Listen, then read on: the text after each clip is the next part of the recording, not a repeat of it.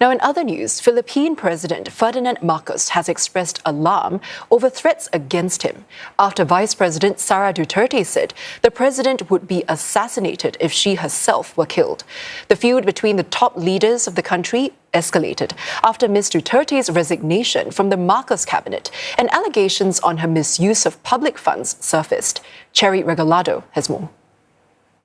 Philippine President Ferdinand Marcos Jr. has addressed the comments made by his former ally, Vice President Sara Duterte. On Saturday, the Vice President said she had spoken to an assassin and instructed him to kill the President, his wife, and House Speaker Martin Romualdez if she were killed.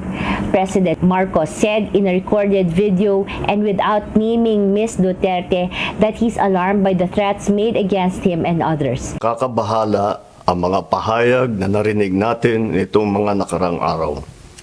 Nandyan ang walang pakundangang pagmumura at ang pagbabanta ng planong ipapatay ang ilan sa atin. Ganun na lang kadali ang pagplano sa pagpatay ng isang presidente. Paano pa kaya ang mga pangkaraniwan na mamamayan? President Marcos says that he will not allow such criminal threats to pass. He also spoke of the need to uphold the rule of law. President Marcos says there could be a peaceful resolution if only investigations in Congress are answered truthfully. If you remember, the lower house is currently investigating the alleged misuse of the Education Department fund back when Ms Duterte was still the Education Secretary. The budget for the Vice President's office for next year is also being scrutinized by Congress. President Marcos' video statement came shortly after Vice President Duterte said earlier on Monday that her remarks on the alleged assassinations were maliciously taken out of context.